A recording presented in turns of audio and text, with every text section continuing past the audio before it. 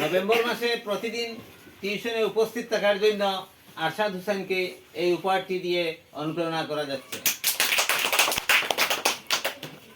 November মাসে প্রতিদিনই উপস্থিত থাকার জন্য ইসমত সুলতানাকে এই পুরস্কারটি দিয়ে পুরস্কৃত করা হলো।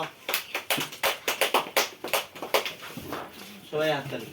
নভেম্বর মাসে ফাতিমা বেগমকে এই উপহারটি দিয়ে অনুপ্রেরণা দেওয়া হচ্ছে। শারমিনা বেগমকে এই উপহারটি দিয়ে নভেম্বর মাসে উপস্থিত থাকার জন্য অনুপ্রেরণা দেওয়া যাচ্ছে। মাহাদিয়া পারভিনকে নভেম্বর মাসে প্রতিদিনই টিউশন সেন্টারে উপস্থিত থাকার জন্য এই উপহারটি দিয়ে উৎসাহ দেওয়া হচ্ছে।